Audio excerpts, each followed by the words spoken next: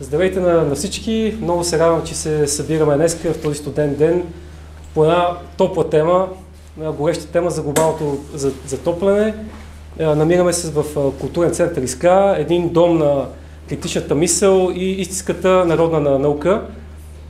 Темата, която ще говорим днеска, е изключително ключова, тъй като в нашето общество, въобще в Европа и света, става все по-важна.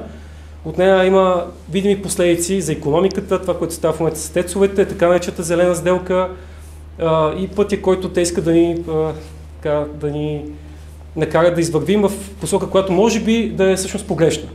За тази, по тази тема ще дам думата на нашите специални гости от института в БАН по физика. Ката, имаш думата да видим какво точно представлява глобалното затопляне, какво точно са климатичните промени и по какъв начин те въздействат на човечеството. И има ли също смисъл от политиките, които те ни карат да следваме? Именно на деиндустриализация, намаляване на енергийното потребление и, за съжаление, голяма икономическа тежест. Благодаря. Много се радвам, че толкова хора имат интерес към тази тема. Тя е много актуална точно в момента, не само защото в България е важно какво ще правим, а точно преди 3 дни завърши поредната голяма световна среща по климатични изменения. Тя се проведе в Дубай. Тези срещи се провеждат всяка година в различни страни. Тази година в Обединените арабски емирства, която е, между другото, една от най-големите страни производители на газ и петрол. Посланника на емирствата в Организацията за защита на климата е междувременно и председател, изпълнителен директор на петролната компания на емирствата, което според много хора, особено Грета Тунберг, е непростим конфликт на интереси. Срещата започна с скандал. 2 дни преди началото на срещата въпросният човек, който като представител на държавата се брои и домакин на срещата, Султан Ал Джабер, каза: аз уважавам науката, но никаква наука и никакъв сценарий не доказва, че отказът от изкопаеми горива ще ограничи глобалното затопляне до 1,5 градуса, което всъщност беше целта на срещата. И добави, че този ход няма да позволи устойчиво социално-икономическо развитие, освен ако искате да върнете човечеството обратно в пещерите. Тук ще вметна, ако си спомняте, всяка година се провежда един такъв час на Земята, който какво представлява? По цялата Земя в продължение на 1 час трябва да се изгасят всички лампи. Всъщност това е точно това, за което говори Ал Джабер. Връща се човечеството обратно в пещерите, устойчивото развитие, борбата за климат, за съхраняване на планетата, означава ние да се откажем от всички достижения на цивилизацията. Сега, срещата продължи 2 седмици. В продължение на тия 2 седмици позицията на въпросния Султан Ал Джабер се измени на 180 градуса. В крайна сметка той беше подложен на много силен натиск и може да се каже, че накрая съм изброила какви са общо решенията, но те са основно 2. До 2030 година, т.е. съвсем скоро, енергията от възстановяем източник в световен мащаб да се утрои. И като реверанс към производителите на изкопаеми горива и ползвателите, да се развият технологии за улавяне и съхранение на въглеродния диоксид, така че те да могат да продължат да работят. За какво става дума? Става дума за това, че климата през последните години, да кажем от началото на индустриалната революция, някъде от средата на 19 век, се затопля. Но ако погледнем тук едни по-дълги данни, исторически данни, виждаме, че климата, естествено, той се променя, той винаги се е променял и винаги ще се променя. С или без човешка дейност и индустриална революция. Ако видите, има един пик около година 1000, което означава 10 век. Това е така наречения климатичен оптимум. Тогава температурата е била доста по-висока, отколкото сега. Имало и периоди, които са били доста по-ниски, отколкото сега, някъде в края на 17-ти, началото на 18 век, така наречената малка ледникова епоха. И това нещо, тези колебания на климата по никакъв начин не зависят от човешката дейност. Да не говорим, че е установено, че напоследък има изменение на климата и на Марс и на Венера, където няма човешка дейност, няма индустриална революция. И интересното е, че периодите, когато имаме по-високи от средните температури, са периоди на възход на човешката цивилизация. Например, в X век, не става само дума за възход, като пример в Англия започнали да отглеждат грозде и да произвеждат вино. Гренландия, името и Гренландия идва от Гринленд, което означава зелена земя. Когато е била открита Гренландия през X век от останалата част на Европа, тя е била зелена. Така че това е... Това са различните периоди в човешката дейност. За какво става дума сега? Защо трябва толкова много да се стараем да се преборим с климатичните изменения? Защото според така наречените сценарии на Междуправителствения панел по климатични промени, по различните сценарии ще се вдигне с повече или по-малко температурата, ако няма политики в областта на климата.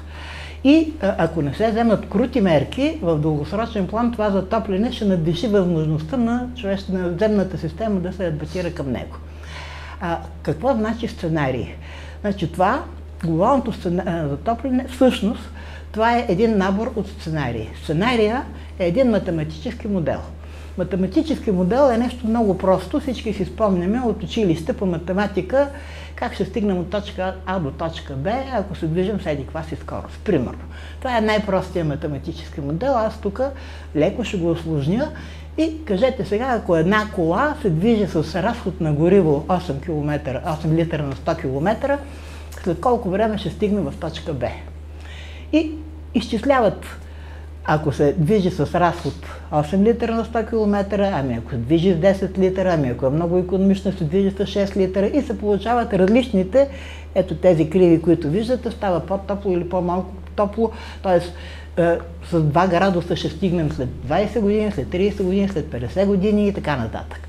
Обаче тези математически модели, те са много елементарни, в смисъл, че ние в този модел вкарваме това, което знаем. Знаем разстоянието от точка А до точка Б и знаем с каква, като съседи какъв си разход се движи колата, с каква скорост се движи, т.е. след колко време ще стигне. Тук не се отчита дали колата се движи по наклон надолу или нагоре, дали пътя е равен или е на дупки, дали има насрещен вятър или попътен вятър. Така че всички тези сценарии са просто едни математически модели, които може би нямат нищо общо с истината. Аз съм го казвала това, писала съм го, ако някой го е чел, извинявайте, че се повтарям, но беше за мен много впечатляващо. Бях на една конференция, където представител на Междуправителствения панел по климатични промени показваше такъв набор от сценарии и обясняваше как според сценария А толкова ще дигне температурата, според сценарий Б толкова и така нататък. И аз му зададах един много елементарен въпрос. Казвам, добре, вие знаете каква е била температурата 1900 година, знаете колко се увеличил въглеродния диоксид. Не може ли да пуснете някой от вашите модели и да видим дали някой от тези модели е верен, дали някой ще покаже толкова повишение на температурата, колкото в момента се наблюдава. Той казва, да, пуска или сме бил, обаче нито един от моделите не се справя. Към какво значи не се справя? Ами казва, никой не показва това, което се случва. Ние ги пускаме, въртим модела една година, виждаме какво става, оказва се, че в повечето случаи има намаление на температурата, както има увеличение на въглеродния диоксид. Викам, как докарвате тогава модел? Ами викат, ние всяка година накрая го коригираме и добавяме още по-малко. И казвам, добре, след като вие не можете, значи не може да се вярва на тези модели, след като не може да вярвате на модела как работи в миналото, защо вярвате как ще работи в бъдещето? Той каза, ние не вярваме. И аз питам, добре, след като не вярвате, защо публикувате такива доклади, на базата на които се взимат такива решения, които засягат живота на цялото човечество? И той каза, защото за това ни плащат. Това беше. Така, въпросът е сега, очевидно климата се мени. Дали ние можем и трябва да се борим с измененията на климата или трябва просто да се съобразим с тях и да се приспособим към тях? И дали наистина повишението на глобалната температура се дължи на повишение на емисията от парникови газове. На лявата графика с червено е отбелязано изменението на температурата от средата на 19 век, т.е. началото на индустриалната революция, а с синьо е повишението на въглеродния диоксид. Виждате, че повишението на въглеродния диоксид плавно расте, т.е. концентрациите плавно растат. За сметка на това обаче температурата ту се дига, ту пада, ту пак се дига, ту пак пада. А в дясната графика само тази част, която е жълтата от лявата графика е показана и е малко удължена. Тук стига до 2000 година, там стига до 2012. И виждаме, че докато горе-долу се движат успоредно двете криви, някъде след 2002-2003 година започва рязко повишение, продължава рязкото повишение на концентрацията на въглероден диоксид, обаче температурата започва да пада.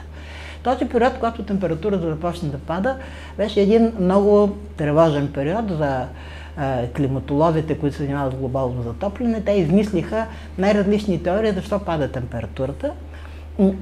И че това било забавена реакция от океаните, защото океаните събират много топлина и бавно отделят и така нататък. Няколко теории имаше, докато най-накрая казаха не. Всъщност основната причина е, че не са верни данните и промениха данните така, че да пасват на теорията. Така, ако не се дължи обаче на парникови емисии повишението на температурата, на какво се дължи? На долната крива, пак с червено, е отбелязана температурата вече от 1250 година до 2000 година, а с черно е отбелязано съдържанието, излъчването на въглероден диоксид. Както виждаме, точно по същия начин, както и за по-кратки периоди, въглеродният диоксид той си расте, някъде към началото на 19 век почва да расте по-бързо, докато температурата ту се дига, ту пада и изобщо не можем да кажем, че са успоредни. Докато на горната графика, същата тази температура е сравнена с две възстановки на слънчевата активност. Сините и зелените точки. И виждаме, че фактически глобалната температура следва не въглеродния диоксид, а следва слънчевата активност, върху която ние, за добро или лошо, нямаме никакво въздействие. За пръв път влиянието на слънчевата активност върху климата е публикувано от сър Уилям Хершел. Той е много известен учен. Между другото, той е по професия музикант и понеже много харесвал музиката, хармонията и така нататък, почнал да се занимава с математика, с физика. Той е открил планетата Уран, той е открил два от спътниците на Сатурн, но 1801 публикува една статия, за която всички му се смеят, и той казва, че има връзка между броя слънчеви петна и цената на пшеницата на лондонската стокова борса. Ако има малко петна, цената е висока, ако има много петна, цената пада. Защо използва цената на пшеницата? Защото съвсем наскоро е открит термометъра и няма дълги редици данни от температура. И той предполага, че когато е топло, когато е по-висока температурата, има добър урожай и цената пада. Когато е ниска температурата, урожай е слаб и цената се вдига. Това, между другото, важи за Англия, не важи за навсякъде. Например, в един сух и горещ климат връзката ще е обратна, но за Англия е съвсем точно. Следващия, който прави много голям пробив, е Джак Еди, това вече е миналия век. Той в един момент, той е физик, астроном, в един момент остава без работа и неговия ръководител казва, като тъй нямаш какво да правиш, вземи да се разровиш с каталози, справочници и така нататък, защото казва, има разни слухове, че имало периоди, когато почти няма слънчева активност. Слънчевата активност се изразява с колко петна има на Слънцето. Само да вметна, петната по никакъв начин не влияят върху Земята, но те са признак на магнитната активност на Слънцето, която вече влияе. И казва му неговия ръководител, има такива слухове, че има такива периоди, докажи, че няма. И човека започва да се рови най-съвестно, се рови може би 3 години, докато най-накрая казва, аз съм длъжен да призная, че напротив, такива периоди има, те не са един и два. И нещо повече, по време на тези периоди, когато са много нисък брой на слънчевите петна, т.е. много ниска слънчевата активност, на Земята настава студ, малките ледникови епохи. И тук долу, това е на фона на една картина, показана на графиката. Картината е замръзналата Темза. Хората се пързалят с кънки по Темза, което в момента не може да се види. Така, как се ражда теорията за изкопаемите горива? Тази дама е Маргарет Тачър, която вие може би не помните, защото сте много млади, а може да сте чували за нея. И това е отново същата графика, която показахме. Какво се случва по време на нейното владичество, така да се каже. Тя доста дълго време е министър-председател на Англия. Тя е по професия химик и тя е голям привърженик на атомната електроенергия. Съчетават се две неприятни за нея събития. От една страна има много големи протести, стачки на миньорите в Англия. Те искат по-добри условия на труд, искат по-високо заплащане. От друга страна, страните производителки на петрол започват да си показват зъбите, искат политически отстъпки и така нататък. И тя между два огъня се чуди какво да прави и нейните съветници, някои от нейните съветници, и напомня, че Сванте Арениус още много отдавна бил направил една теория, според която въглеродният диоксид в атмосферата може да доведе до затопляне. Боян ще ви разкаже повече за това. И тя тогава размахва това знаме, казвала не, въобще няма да се справим с вас, дето искате повече при ние, ще ги закриваме мините и без това. Ето вижте, глобалното затопляне започна, ние какво ще направим с нашата планета. И не искаме и да преговаряме изобщо с арабските страни, ние ще гледаме атомната енергетика. Това нещо, че тази идея за глобалното затопляне, което ще разруши планетата, се прегръща така много благодарно от политическите елити, защото по някое време след падането на Берлинската стена, ляво ориентираните хора остават, така да се каже, без цел в живота, не виждат какво да правят и на тях им се внушава, че индустрията е причина за всичките им нещастия и трябва да се борим срещу глобалното затопляне, като по този начин се борим срещу империализма. И големи масови демонстрации и протести има в цял свят. Млади хора, ляво ориентирани, казват, вие сте разрушители на планетата и така нататък и трябва да се борим с това. И сега, какво се иска? Значи, искат как ще се борим с климатичните изменения. И какво значи това? Първо, намаляване на емисиите. Да се намалят емисиите означава да се забави икономическия растеж. Не може да се прави индустрия без енергия. С перки, атомни или такива ветроцентрали, ако щете и с фотоволтаици, енергията е много несигурна и много неефективна. Това означава действително забавяне на икономическия растеж. Възобновяемите източници, дето сега ще ги отроят до 30-та година, водят, както вече го усещаме на собствения си гръб, до повишаване на цената на енергията. Биогоривата, които също станаха много модни, което означава, че се повишава цената на храните, защото за биогорива се използват точно тези култури, които са храната на най-бедните хора. Царевица, боб, пшеница и така нататък.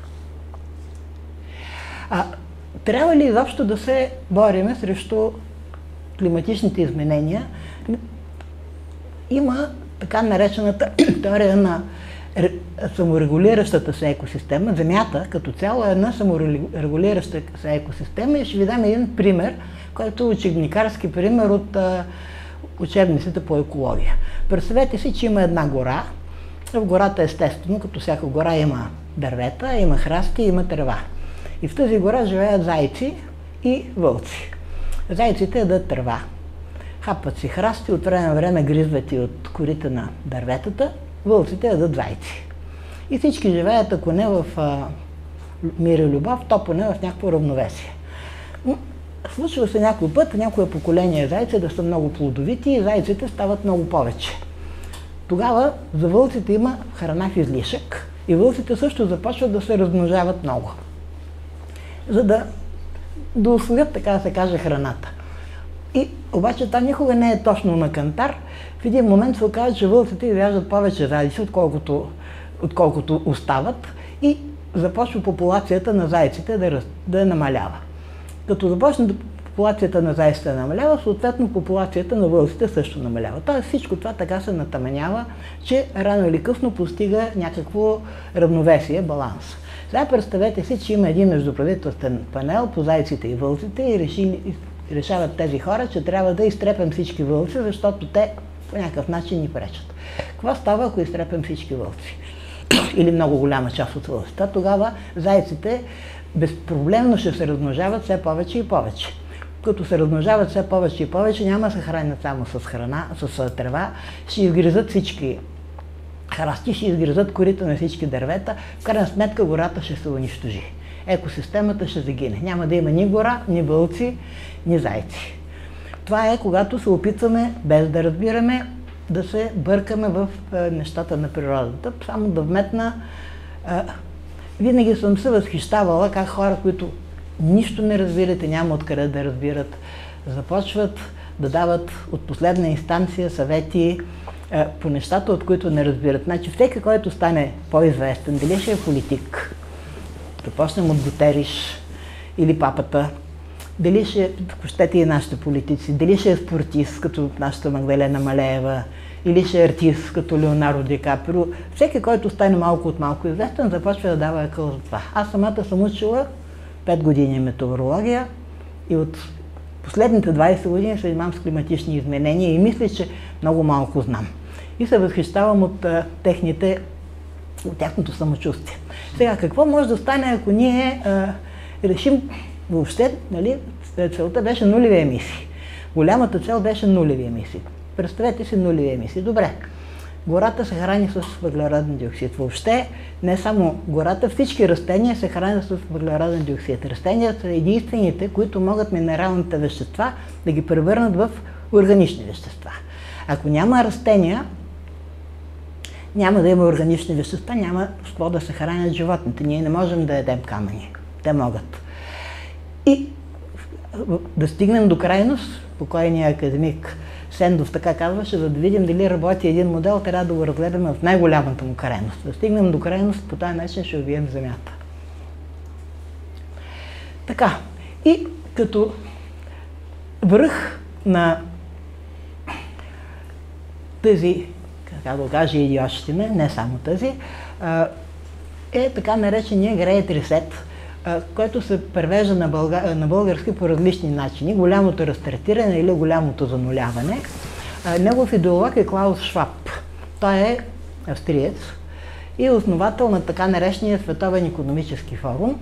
И основно той се грижи, основната цел на този форум е потискане на борбата срещу климатичните изменения.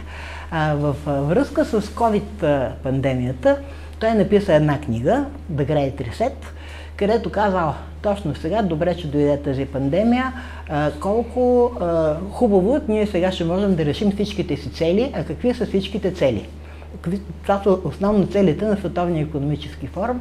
Първото е, разбира се, борба срещу климатичните промени, което се реализира чрез потискане на промишлеността, борба за полово равенство, не знам защо си го е сложил като цел, обаче това е една от неговите цели, господство на сексуалните малцинства, зелена икономика като средство на потискане на промишлеността и намаляване на населението. Въобще неговата основна идея е, че населението на планетата трябва да намалее и то драстично да намалее.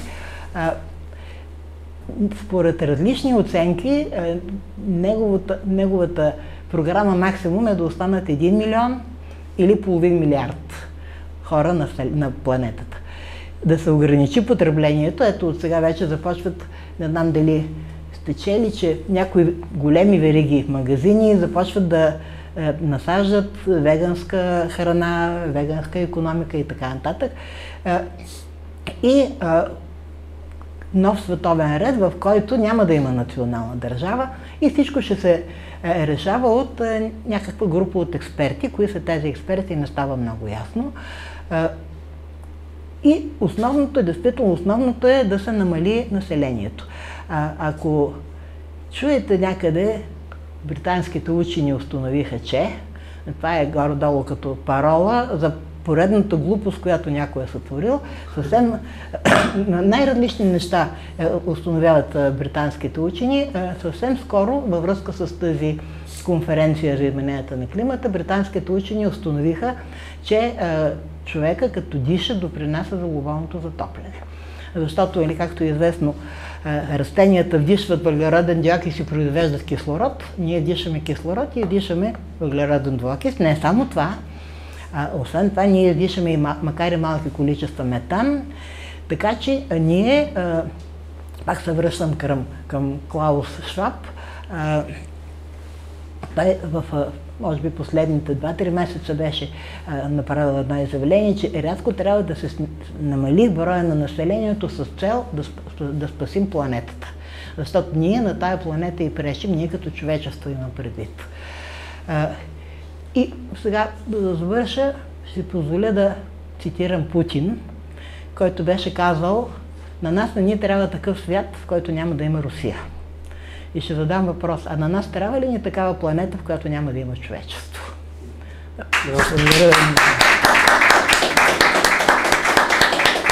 Сега аз преди да почна искам да кажа две думи. Първо, колежката Георгиева също е професор и беше ръководител на нашата секция доскоро.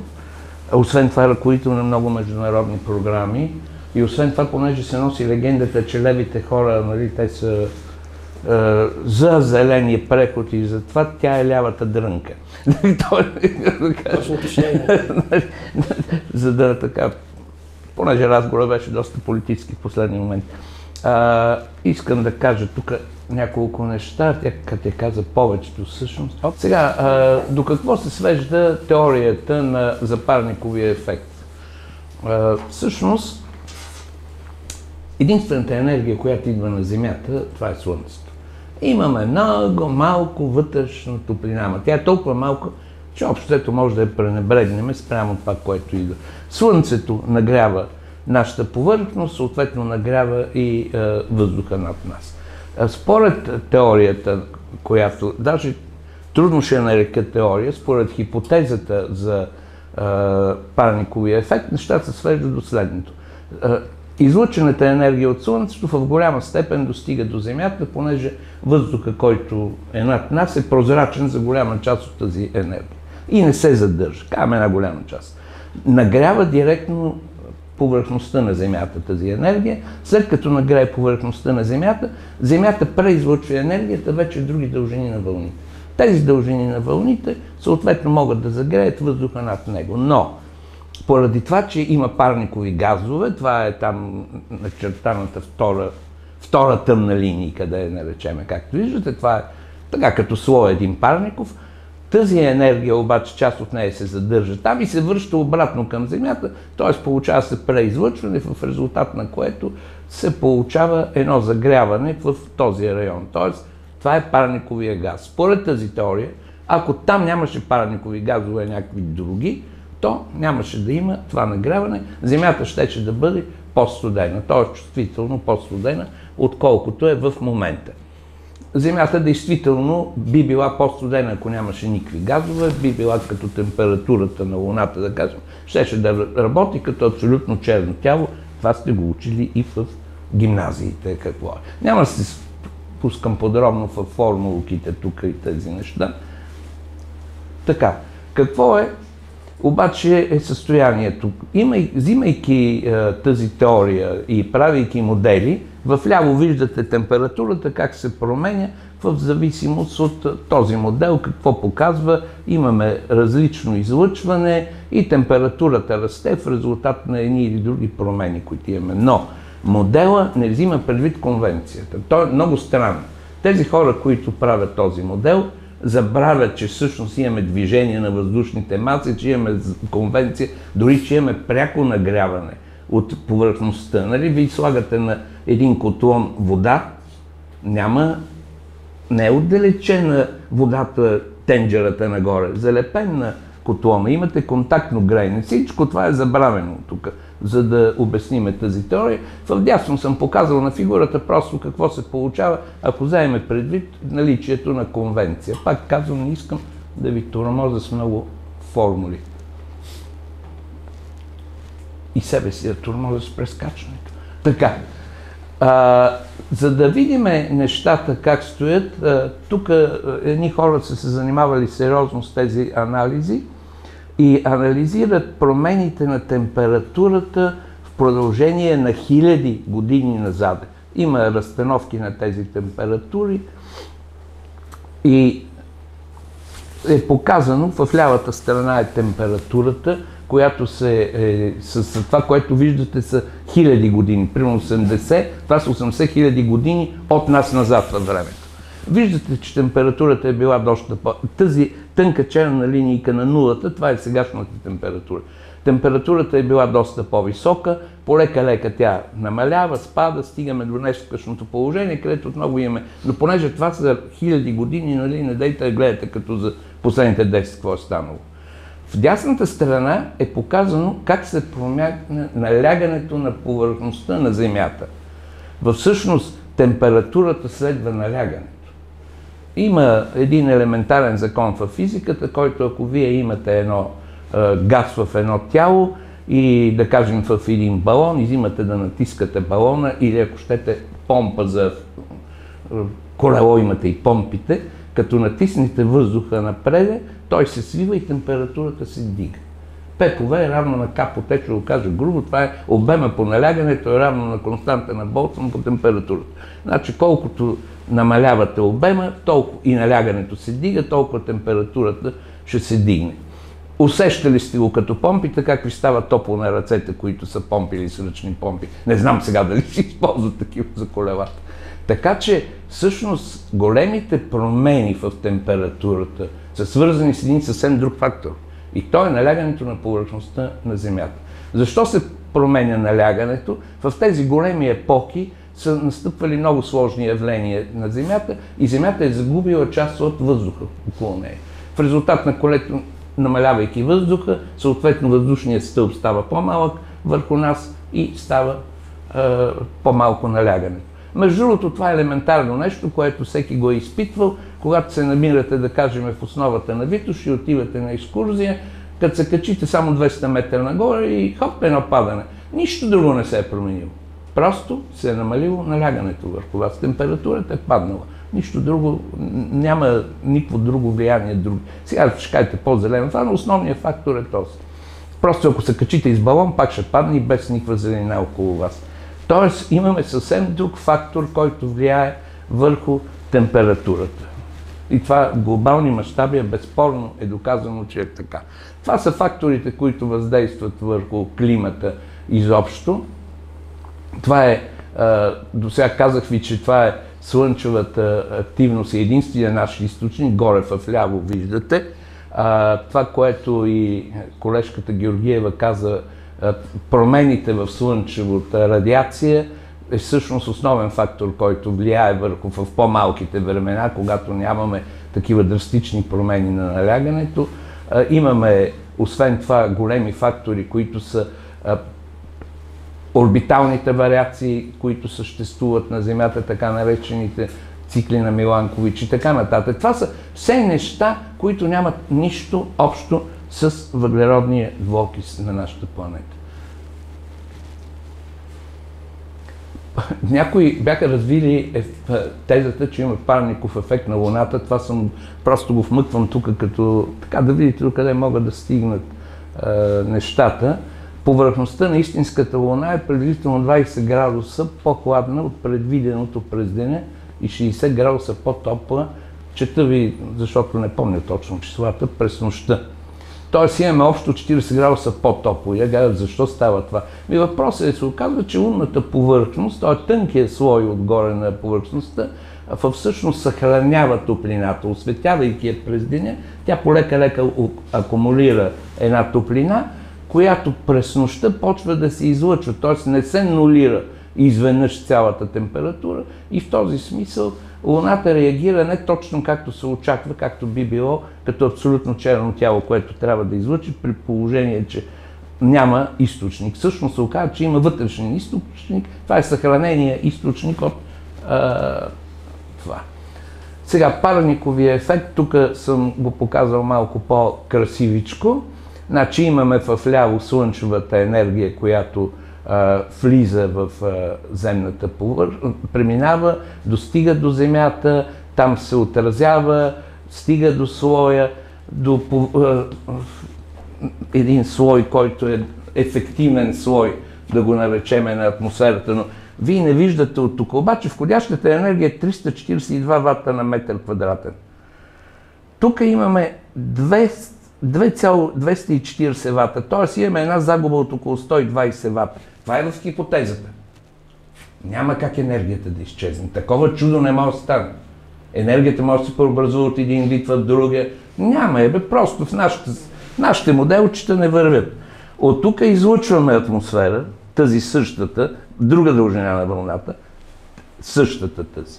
Обаче изведнъж се оказа, че тук акумулираме 2 пъти повече енергия, неизвестно как, защото и Земята и въобще става един пълен хаос. Нали? И от тук вече имаме този модел, който част от нея се излъчва нагоре в космоса, част от нея се връща надолу и отново стигаме до тези 480. Добре, ама като са били 204, става 480, защото така ни е удобно да си мислиме. Въобще пълен хаос в този модел имаме. Той е енергийно не, така да се каже, незащитим. Но хората си го защитават. Тук съм го описал това, точно тези числа. И общо взето трябва според този закон, който съществува за абсолютно черното тяло, при положение, че се излъчва 450 вата на квадратен метър, би трябвало повърхността на Земята да бъде 30 градуса. Това си просто закони физиката, които никой не е опровергал. Тези хора не казват, чакай сега, тук нали, имаме други нови закони. Не, законите си работят, ама ние си фантазираме върху тях малко. Тоест, цялата ми теза е, че всъщност цялата тази хипотеза за парниковия ефект е незащитена от научна гледна точка, от това, което науката знае до сега. Освен това, тук много интересно и говорихме, първият, който публикува тази статия е този холандски учен вече, Сванте Вернюс. Само, че 10 години по-късно, след като публикува тази статия, той пише нова статия на тая тема, в която той се отрича всъщност. Тоест той намалява толкова числата, че практически няма никакво влияние въглеродният двуокис върху това. Никой не я цитира. А тя съществува, знае се къде е публикувана, не е някаква тайна статия в официални списания. Ама не са неудобни, не ги публикуват. Какво освен това има с въглеродния двуокис? Въглеродният двуокис, както и стана дума, е необходим за съществуването на растенията. Там има още една особеност. Колкото повече въглероден двуокис има в природата, толкова повече листна маса образуват растенията. Например, това, което ние познаваме, да кажем, като трева, обикновена тревата е тип житно растение, между другото, както и другите житни, тя генетично е заложена да стават големи като дървета. Но на тях не им стига храната, не им стига въглеродният двуокис. Ако се дигне много количество на въглеродния двуокис, те ще станат големи. И тази листна маса ще обере този въглероден двуокис. Тоест, планетата в момента е невероятно саморегулиращ се механизъм. Не може да нарасне въглеродния двуокис, както казват, произволно колкото си иска. Няма значение какво отделяме. Има растения, които ще го изгълтат. Въпросът е, че те после произвеждат кислород. Ако няма въглероден двуокис, няма растение, няма да има кислород, а не само храна. А като няма кислород и нас ни няма, и никой го няма. Така че Земята ще загине, ако толкова стремително решиме да се бориме с него. Сега, какво поглъщат, между другото, това са данни, които съм взел. Растенията и други зелени организми поглъщат около 120 гигатона въглероден двуокис годишно. А промишлените емисии варират около 35 до 40 гигатона. Тоест, промишлените емисии са 3 пъти по-малко въглероден двуокис отделят, отколкото поглъщат растенията. В този смисъл няма страшно, бих казал, ако трябва така да говорим. Ако ние приемем, че е верна теорията за глобалното затопляне, базираща се на отделянето на въглероден двуокис, което води до парникови ефекти и т.н. Между другото, парников газ е много по-сериозен, разбира се, водните пари на CO2.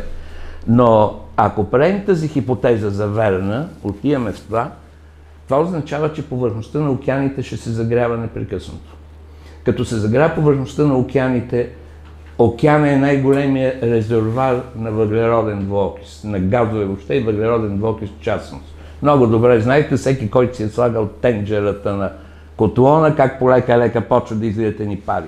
А ако това е така, като почне да излиза въглеродния двуокис, то означава, че парниковия ефект се засилва. Ще почне отново загряване, ще стане все по-силно. Океанът ще се затопля все повече, ще отделя все повече. Колкото повече отделя, толкова повече се затопля. Така наречената в науката положителна обратна връзка, която е разрушителна за всяка система. Защото докъде ще стигнем? Докато заври океана. Защото така е логиката. Добре. Няма такива неща. И тук говорих за фотосинтезата. Ето да какво се гради, 6 атома въглероден двуокис, там молекули, плюс 6 вода, под въздействие на слънчевата енергия, получаваме 6 атома кислород. Така че много ни трябва това, можем без него. И общо взето, моето мнение и мнението на много колеги е, че трябва да има широка, честна, публична дискусия върху това как стоят нещата. Защото в момента, ако аз подам искане за финансиране на проект, който пише как въглеродният двуокис ще ни отрепи, ще взема парите, може да сте сигурни. Ако подам документи проект, който каже, вижте какво това са пълни глупости, 0 стотинки. Тоест, в момента се финансират само такива мероприятия, които следват тази самоотричаща се хипотеза за влиянието на въглеродния двуокис върху температурата на Земята. Да, температурата на Земята се променя и се променя. И това, което може да направим в момента е, както беше показано мечето, да се адаптираме към условията. Ние трябва да се адаптираме, трябва да знаем. Известно време ще бъде така, а после ще иначе, но в това време, за България специално, промените поне имахме данни до преди 7-8 години, истински сурови данни от много от българските станции, не преработени. Значи температурата в България в последните години се променя последния начин. През зимата температурата става по-мека, т.е. нямаме студени зими, но лятото е по-хладно. Сега вие сте млади, ама аз помня лета, дето не се дишаше.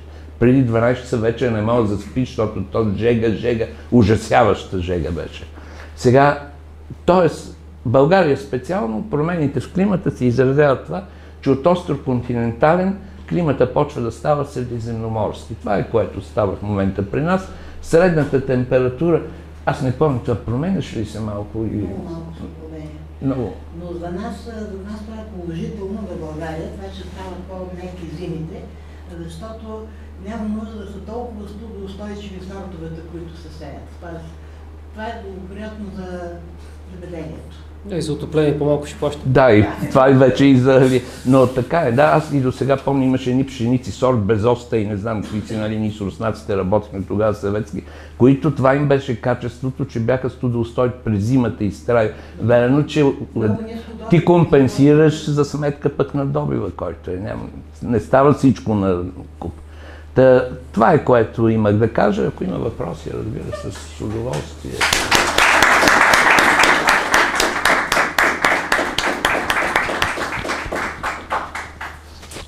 Да, ако искате да преминем към въпроси, мисля, че беше изключително изчерпателен и безкрайно интересен въобще доклада и такава гледна точка, която тя не е популярна, тя даже бих казал в тези условия, в които ние живеем. Интересите, които тя поставя, са почти апокрифни, за съжаление. И виждаме, че всъщност в глобалното затопляне и климатичните промени, това, което ни представят, има едни жестоки интереси. жестоки интереси, които са против интересите не само на българския народ, но и на цялото човечество в един момент като цяло. Имате думата, заповядайте. Публиката. Аз имам два въпроса. Единият въпрос е, аз поделям, по-скоро имам доверие на вашата научна гледна точка, но какво може да отговорим защото има такъв един аргумент, че климатичните промени не са само въпрос на снижаване или повишаване на температурата, че климатичните промени предизвикват, не знам как може най-коректно да се каже, но по-такива,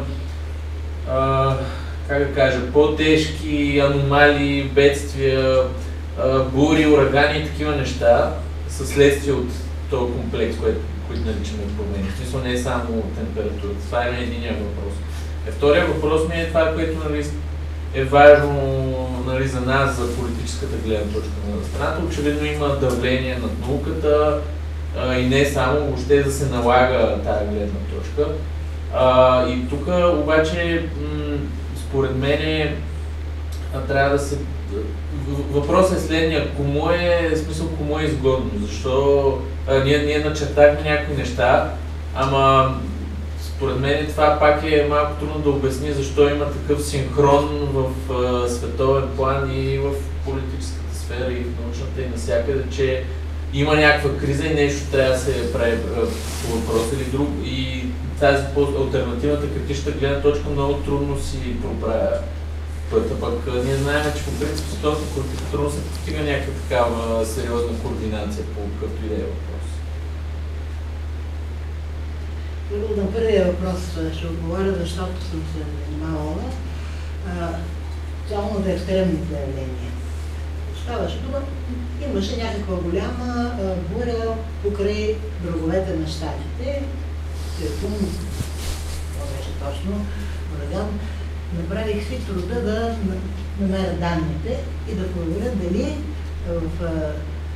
с повишаването на температурата се повишава броя на тези опасни явления близо до бреговете на щатите. Честно казано, там съм гледала, но там това беше много раздухано. Това ето вижте какво става, като видаме емисиите. Оказва се, че напротив. Повишаване на температурата, броя на тези тропически вируси. Това не е вярно. Не е вярно, че глобалното затопляне, доколко е глобално, води до повишаване на екстремните явления. Само да вметна, глобалното затопляне е един много неточен израз. Първо, ако ви правя впечатление, напоследък вече не става дума за глобално затопляне, говорят глобални климатични изменения. Затова почна да се говори след като около 2000-та година почти не беше възможно да се скрие, че температурата пада. Не знам дали сте чували, имаше един голям скандал, който се казваше Climate Gate. Бяха засечени много имейли между Щатите и Великобритания, два центъра големи метеорологични, където хората си пишат един на друг как да фалшифицират данните. Най-буквално. Един от Великобритания пишеше, това не беше Стика, това беше Фил Джонс, пишеше, много ми е трудно да скрия захлаждането. А другия му каза, чакай, аз ще ти обясня как да го скриеш. Там включително коментираха срещу какви пари правят тези неща.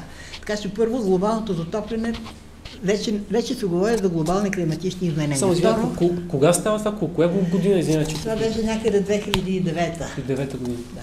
Да. Точно преди конференцията в Копенхаген.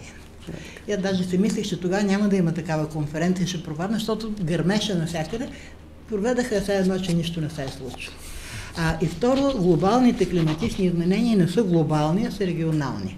В различните части на Земята по различен начин се променя климата. Най-силно се променя климата на високи ширини, някъде Северното полукълбо. Северното полукълбо е на високи ширини, затова си има физическо обяснение. Но да не влизам в подробности. И другото, което искам да кажа, няма научен консенсус, че глобалното затопляне, глобалните климатични изменения са причинени от човек. Ако слушате Грета Тунберг или няколко още други такива активисти, ще кажат, че 99% от учените сте на едно мнение, това съвсем не е така. Мога да ви кажа от първа ръка, че все повече и повече големи международни програми, освен национални, са посветени на причините за климатичните изменения и в частност влиянието на Слънцето. Аз съм, между другото, по повод и на промените, бих искал да добавя нещо.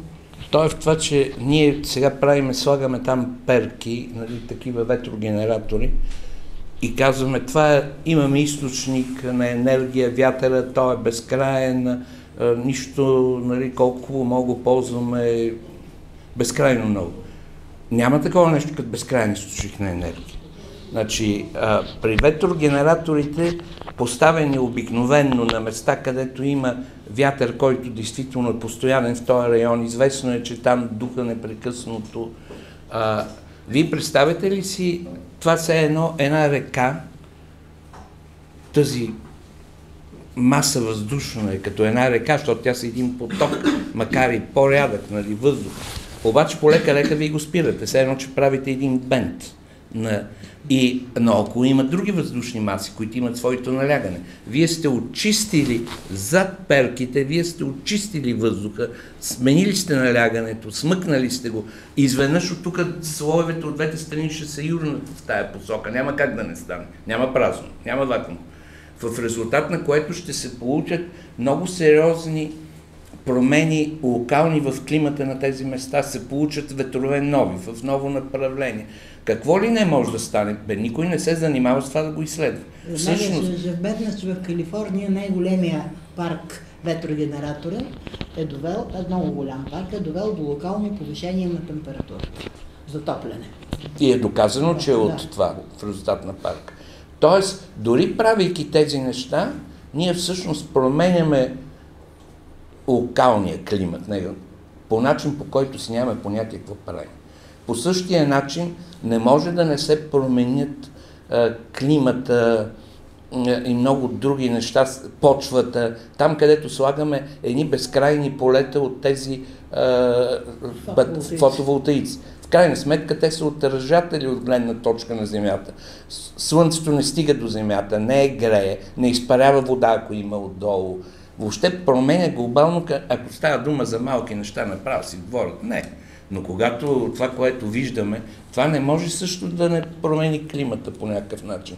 Ще разрушим почвата. Това е ясно. Там отдолу на какво ще стане, могат да ви кажат хора по човеди, които се занимават с това. Сега по въпроса за консенсуса политическия. Тук може да има два момента. Според съм си мислил, нали, не знам сигурност. Единият момент той се съдържа, може би, в книгата "Състояние на страх" на Майкъл Крайтън. Jurassic Park, който е писал. Да, в който той, нали, развива тезата. Тя е много хубава книга, между другото. Казва, човечеството трябва да е в състояние на страх. Така е управлявано. Ако забелязвате, когато беше ковида, ни казваха как ще умрем от ковид, бяха забравили за климата. Няма ковид, сега трябва да мреме от друго.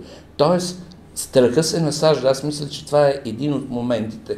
Така ни държат, нали, наплашени. По време на ковида, не знам тук в вашите среди как е било, но хората масово се бяха паникьосали, бяха изпаднали в ужас, бяха готови да слушат, бяха готови, едва ли не щяха тръгнат и те ще мрем да се самоубиваме по-добре. До там бяха стигнали някои хора. Тоест състоянието на страх беше ужасяващо.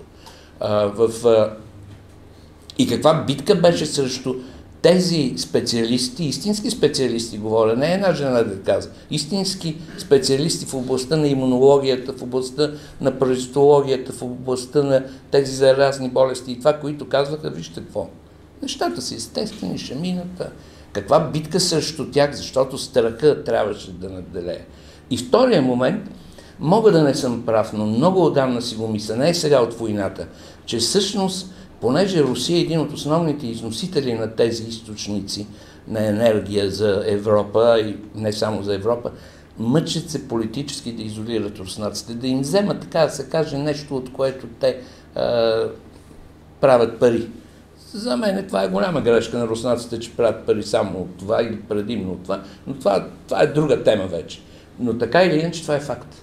Тоест, мисля, че тук има насочена битка да се ликвидира Русия като, даже ако щете като държава такава, каквато е, те искате раздробене на парчете. Едва ли не Московското княжество да остане Русия и другото да се разпадне. Известно е, че още веднага след Втората световна война американците, правейки дългосрочната си политика, планове, за съжаление трябва да кажем, че те в това отношение са много добри, правят много дългосрочни прогнози. Едно от тезите, които е заложено там е, че ние, казват, трябва да се борим за ликвидиране не само на Съветския съюз, а на Русия като държава, за нейното разпръчетосване. И дори ако в Москва дойде правителство, което е приятелски настроено към нас, ние трябва да запазим тази цел – ликвидиране на Русия. Те, може би, не до край осъзнават, че техният проблем почва да е другаде. Той е в Китай, а не в Русия, но ще го разберат така или иначе. Китай е голям радетел обаче за тия технологии да се въвеждат. Защото много печели. Панелите са техни в основните. Ако се казва, каквото да ти говорят, да знаеш, че става дума за пари. После той е радетел, ние да ги въвеждаме. В Китай нещо, вътре в Китай, говорят, подписват и нищо не правят за вътре в Китай. Модератор, ако ми позволи само едно кратко още въпросче. Добре, после Тошко. Той пак по-скоро за климата, нали, една от другите моменти, които се показват като най-сериозен проблем е покачващото се ниво на океана. И то действително ще е проблем, защото ние виждаме къде ще залее и там са, особено в Южна Азия и там в Тихия океан, това са гъсто населени. Там има ли някакви исторически замервания да се види дали назаде в историята пак се е покачвало така нивото, после е слизало и така нататък? Има измервания, да. Те не са чак толкова много назад в историята, но става дума за сантиметри. Никой остров до сега не е потънал, не е залян.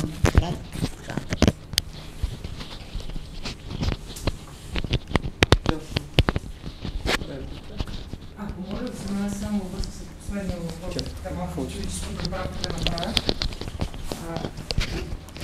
Понеже нивото на Световния океан изключително много се е местило в рамките на това, което ние имаме като историческо познание, не говоря за назад, аз не съм специалист.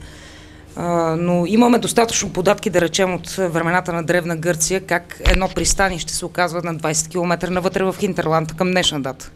Тоест тези амплитуди са си обвързани с абсолютно естествени процеси, по никакъв начин не вследствие на човешка дейност, до голяма степен наистина локални, доколкото можем да гледаме на древния свят, нали, докъдето имаме информация.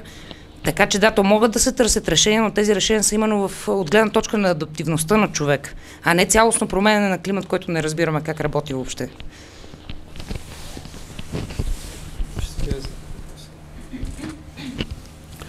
На първо място искам да ви благодаря за страхотната презентация. Прекланям ви се за това, че действително заставате на една позиция, която в момента не е модерна, не е добре подплатена и така нататък.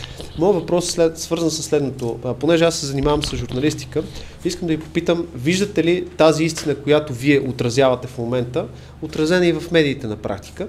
И от друга страна, получавате ли нужната подкрепа от научната общност, от ваши колеги и съответно институции, какво представляват на практика, единствено транспонират някакви чужди заявени цели по Клаус Шваб или на практика имат все пак някаква самостоятелна воля и наблюдават процесите? Благодаря. По въпроса за медиите, 2009 година, когато се разрази този скандал ClimateGate, и когато предстоеше тази среща в Копенхаген, поредната среща за изменение на климата, написахме едно писмо до тогавашния министър-председател Бойко Борисов. Писахме писмо до него, дадахме го в деловодството и разбира се, на Министерския съвет и разбира се нямаше никакъв отзив. След което го пуснахме на медиите, като отворено писмо вече. Пуснахме го на много медии. Валерия Велева ли беше тази, която го публикува първа? Все едно. След като пуснахме това писмо, след като излезе то в медиите, в продължение на може би 2-3 години непрекъснато ни канеха по радио, телевизия, вестници и така нататък, за да договорим защо сме написали писмото, какво е положението с глобалното затопляне. После, разбира се забрави, защото идват други неща. Така че от медиите има интерес. Всяко нещо, което е нестандартно, да кажем неполиткоректно, скандално, на тях им е интересно. От колегите, да, разбира се, ние работим заедно, не сме самотни мухикани, работим заедно в големи колективи и както ви казах, в момента тази тематика е много актуална в научен план. На какво се дължи въобще климатичните изменения, на какво се дължат, трябва да стигнем по-нататък.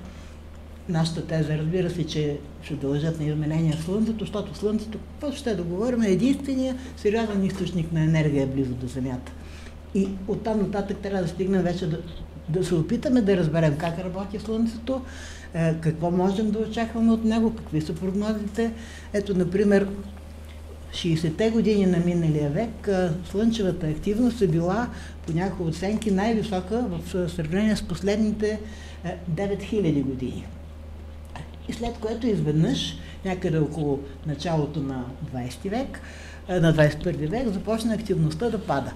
И беше голям дебат какво ще стане, дали тази активност ще продължи да пада, дали няма да стане един от тези ледникови периоди, които е описал Еди, както показах и тази картинка, или това ще си бъде просто едно временно явление и най-вече като падне, ако падне активността на Слънцето, както е падала, какво ще стане с температурата на Земята. И дали всъщност не трябва ние да си кътаме въглеродния диоксид, вместо да се чудим как да го разкараме. Нещо да добавиш?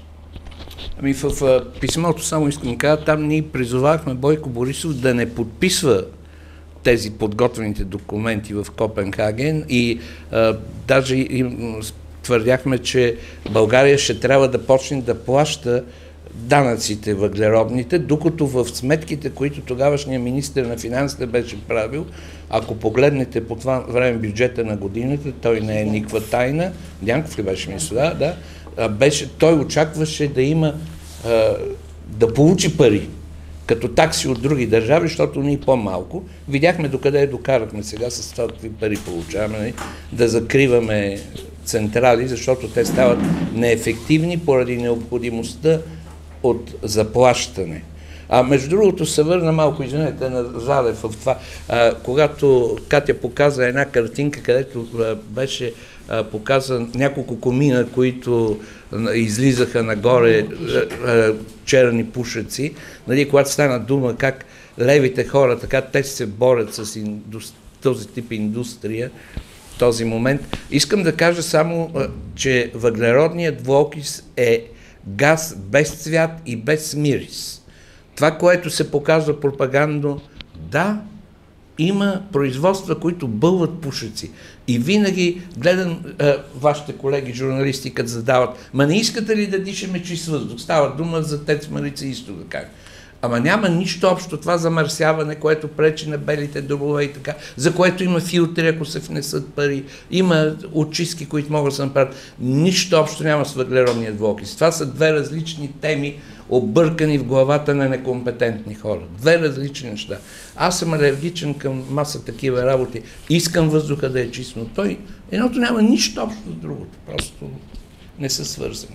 Аз в тази връзка искам също да внеса пояснение. Дори в зелената сделка, плана, който те подготвят, нали, там новата зелена сделка, така наречената, там не се говори за замърсяване. Там се говори за парникови газове. Само за тях говоря. Замърсяването, което наистина се отразява на всеки един от нас, особено тук в София през зимата, и това се вижда все по-осезаемо, нали, всяка зима става това нещо, това за тях не е никакъв проблем.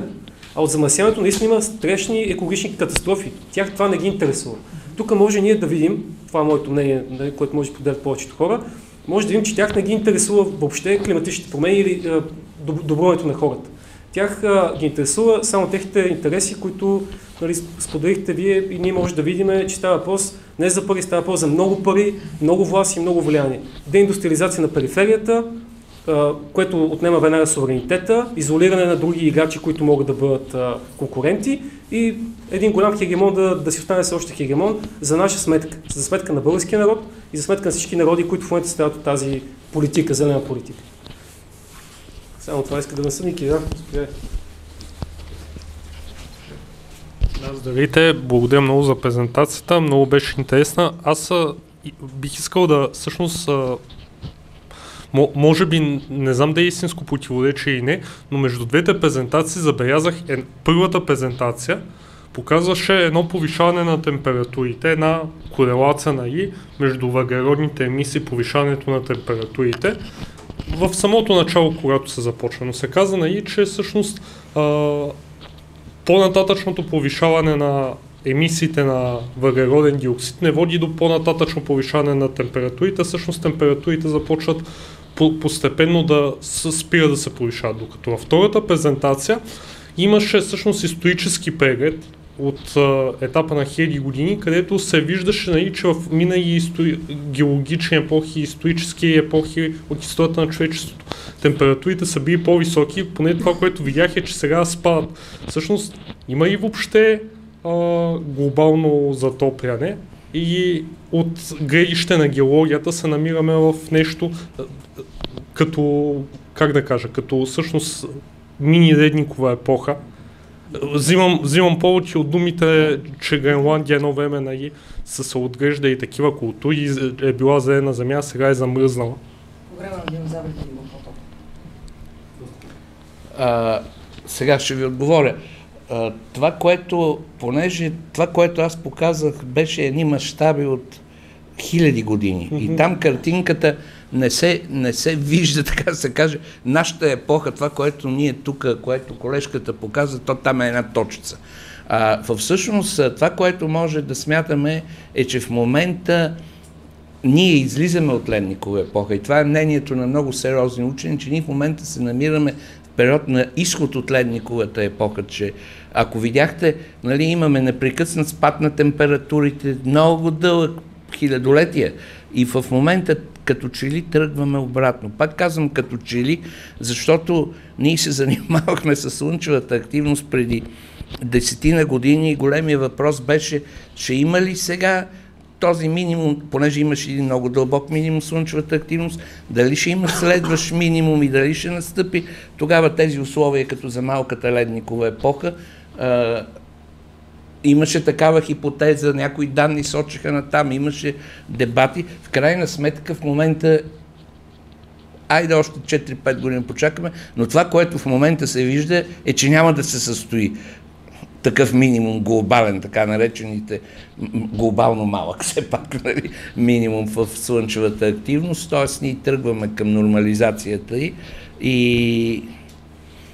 Но, въпросът все пак, защо са тези много големи промени, които наблюдаваме в хилядолетия, те се обясняват с няколко фактора. Един е циклите на Миланкович, което е свързано с изобщо орбитата, ако щете, на Земята спрямо Слънцето, ама и на цялото Слънце, на цялата наша планетарна система спрямо движението и вътре в галактиката, евентуално попадане в прашни облаци в галактиката.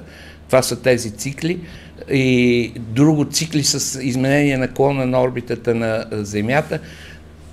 Неща, които, да, хипотези са, но днеска, когато можем да ги изучаваме, понякога трябва да почакаме няколко години.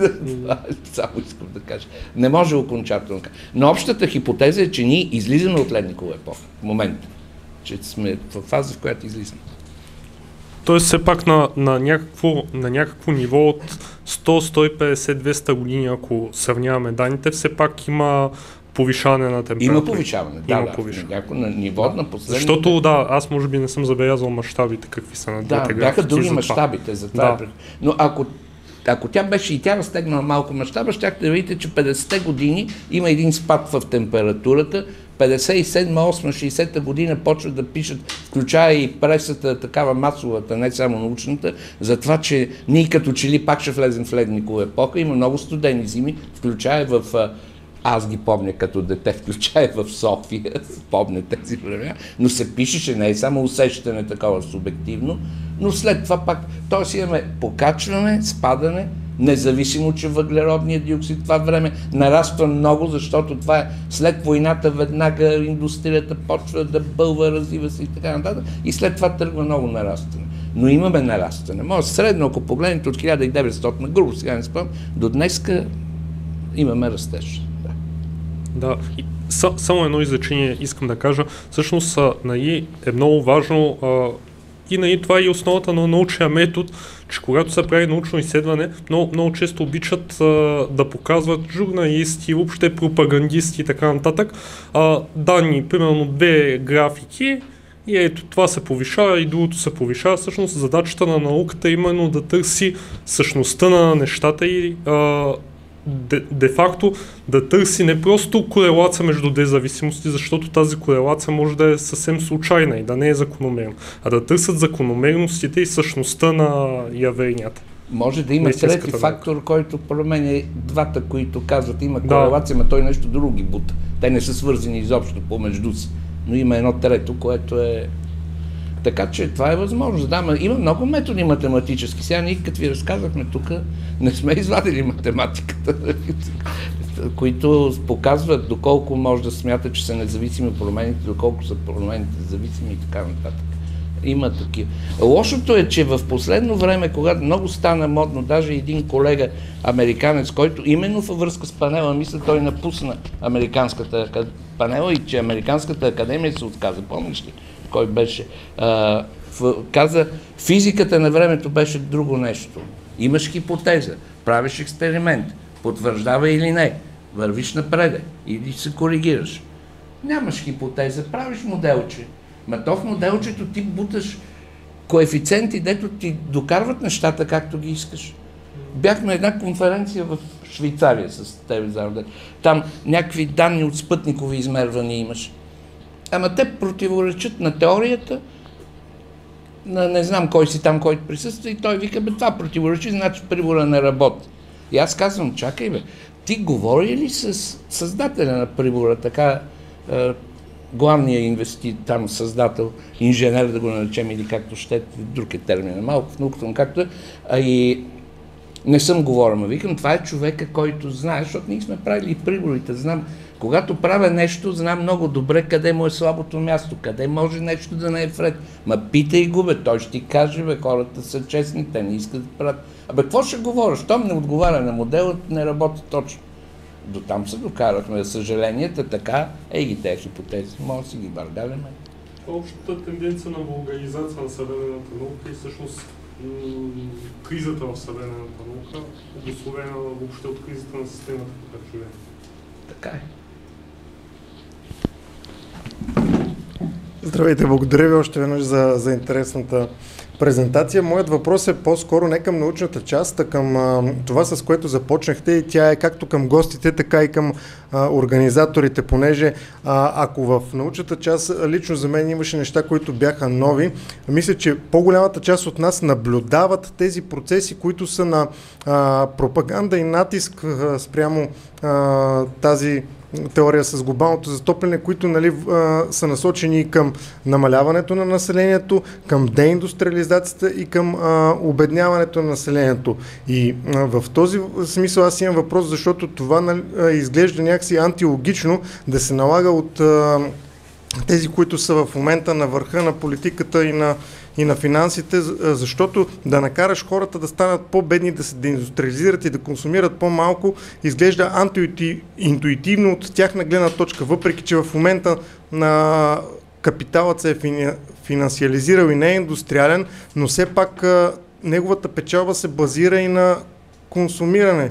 И това, примерно, за мен е антиинтуитивно и ме очудва. Ние го виждаме, но как да си го обясним? Благодаря ви.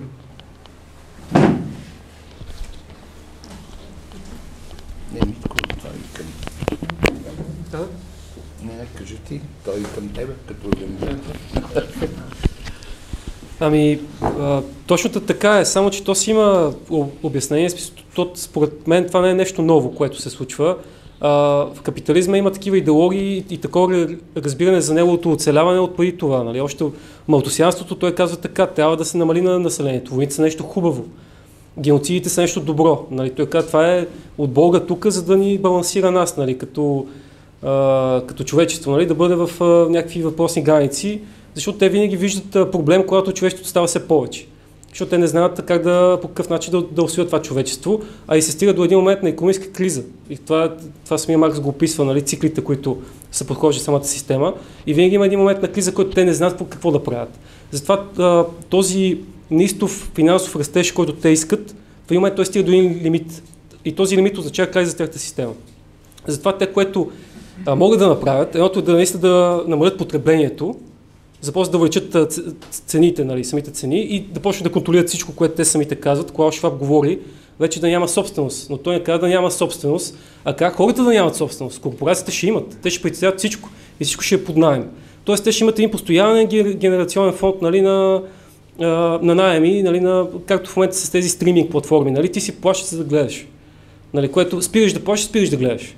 Нали, по телевизии и такива. Така че това е един от инструментите, които те виждат и един от начините, по които те да подходят към кризата. Има и други методи, които те използват за справяне с кризата. Видяхме, може би, от моя гледна точка поне, COVID беше един опит, нали, с едни големи заеми се даваха, справя се потреблението, увеличиха се цените. Много се увеличиха цените, освен това се инвестираха страшно много пари в такива медикаменти, ваксини, такива, които държавите даваха с големи заеми, които се отпуснаха на големи фармацевтични корпорации, а ние знаем, че има монополи. Тези корпорации фармацевтични са част от едни големи монополи, които движат света. Именно те спасяват, именно това е самата система, тези монополи в момента, нали, които са именно част от финансовия капитал, нали, който се спомена. И другото нещо, което те могат да направят, е война. Войната, това е най-доброто средство за справяне с кризата, едни пари за оръжия, унищожаване на едни средства за производство, после идват там, взимат ги техните корпорации, бизнеси, нали? И така самата система се възпроизвежда. Обаче това е за сметка на всички нас. Климатичните промени, според мен, това не е нещо по-различно. Това е също една част от схемата, което е от бомбите, които те си залагат, нали? Да взривят мостовете, които могат да ни спрат нас, да ги махнем тях, нали? И да поискаме своето. Защото ние сме по-голямата част. Те са 1% от земното население, ние сме всички останали. И това по своята същност представлява за тях много голям проблем. Затова те слагат по всеки начин, всяко разделение, всякакъв тип алтернативи, но не и те сами да преразпределят парите или да ги дадат на обществото, където има място, защото обществото прави богата, а не те. Аз ще се опитам да разсъждавам на глас, защото нямам отговор на въпроса. Много съм си мислил по това, защо се самоубиват всъщност в крайна сметка с това, което правят. Защото в момента живеем в епоха, когато не е толкова важна индустрията. Парите правят пари. Всъщност големите пари не ги правят производителите вече. Между другото, преди много години беше забранено банките да притежават собственост. Не говоря за соцстраните, говоря за Запада. Ако ти имаш някаква собственост, банката, поне взел съм заем, фалирам, банката го взима, тя има 3 месеца срок да се очисти от собствеността. Това беше идеята, самозащитен механизъм при тях, да не се смесва банковия капитал с промишления. В момента не е с индустриалния, в момента няма такова нещо. В момента те правят пари непрекъснато и въпросът е какъв е изхода. Значи ние в момента общо взето технологичното ниво е такова, че ако говорим за страни от типа на държавите в Европа, Щатите, Америка въобще, нали, Канада, други развити държави, производителността на рода е стигнала невероятни размери общо взето. В средно говоря. Има отделни области, където не е така. Ако се въведат всички технологии, които имаме в момента, ние можем практически да произвеждаме почти всичко без ръчен труд. Почти безръчен. Не казвам се, сега някой те натиска копче, не знам какво. Но почти безръчен. Включая селското стопанство, където се смяташе, че най-трудно ще се въведе механизация от този тип, пълна. Вече тракторите могат върват, ти ги управляваш от къщи, гледаш тук, нали, на компютърчето, всичко. не се въвежда, но рано или късно нещата вървят натам. Въпросът е какво става с изличната работна ръка. Това е практически цялото човечество. Излична работна ръка, което е на улицата стои. Как ще го решат този проблем? Тоест тази система влиза в невероятна криза, защото за да печели тя трябва да експлоатира, не може да експлоатира след като нямаше работници да работят. Оставаш работниците без това и мислейки си, аз лично смятам, значи те преди много години решиха подобен проблем с нарастване производителността на труда, като минаха на 5-дневна работна седмица. Тя работеше си в събота до обяд, вие тези времена не ги помните, до 2 часа след обед, след това минаха на съботата, стана почивен ден, без да се намалява заплащането на труда на работниците. Те продължиха да получават същите заплати. Днеска се правят експерименти някъде с минаване на 4 на 3 дена работни. Но аз мисля, тук споря много с някои мои приятели, че те ще минат към заплащането на, кой беше термина, когато получаваш пари само защото си... Безусловен базов доход. Да, безусловен базов доход. Че ще минат към това. Защото няма как произвеждаш, няма кой да купува. Глобална криза на свръхпроизводство, типична Марксова криза. Тя ще бъде чудовищно обаче, защото ще вземе много хора, тя ще ги помете. Те ще го въведат това, за да оцелеят. Държавата ще взима парите през данъците, а те ще раздават. Но от друга страна има ето такива смешни истории. Казват, не можем да даваме високи пенсии, не говоря за България, само тук малко са ненормални икономическите неща, но говорим и за Франция, Германия, където има едно невероятно производителност. Не може да даваме високи пенсии, защото все по-малко хора почват да работят и трябва да издържат все повече пенсионери. Ма не е важно колко души работят, важно е какво произвежда един работещ. Той произвежда за 100 души. Няма никакъв проблем, ама никакъв. Нали, непрекъснато се казва това като пример. Но това е пример за малумници. Защото въпросът е какво се произвежда, нали, а не е колко души го произвеждат. Тоест, очевидно и в тях има една битка, Те трябва да могат купуват, но от друга страна, не ще да си дам парите. Добре, не знам. Аз мисля, че тази организация в момента, която ще се взриви, именно поради тези, т.е. Маркс не е мъртв. Съвсем. Така че, поради тези отношения, но малко казвам, разсъждавам на глас, много е сложен проблема. Трябва много умни хора да са... Трябва ли новия Маркс? Благодаря.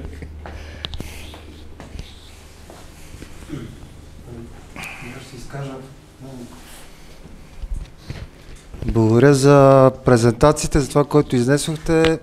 Не бях изненадан, че на такова добро ниво и разбираемо, защото това е Българска академия на науките, където и работите. Спомням си преди години в най-добрите разработки в географията, в сферата на климата, на водите, пак бяха от Българска академия на науките, на ваши колеги. Това ми направи впечатление тогава, когато четях такива трудове.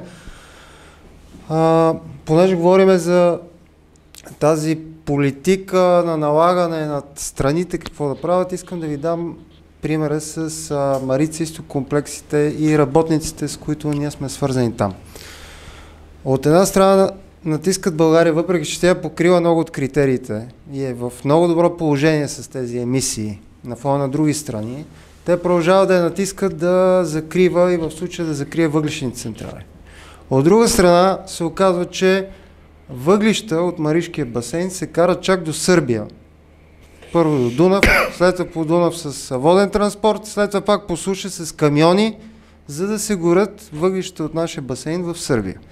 Същевременно ясно е, че Турция също увеличава своите мощности, включително на топлоелектрически централи на въглища. Даже една голяма централа беше построена от китайците, голяма инвестиция в Анадола, далече от българските земи. Голяма централа подолу на ТЕЦ Марица изток 2.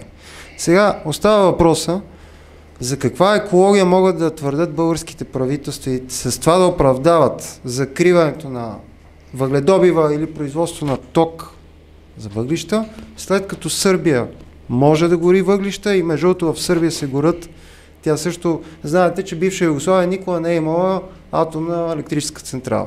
България беше първата страна на Балканите, нали, благодарение на връзките с Съветски съюз, благодарение на социализма за изграждане на тази най-модерна в областта на енергетиката, технология и производство.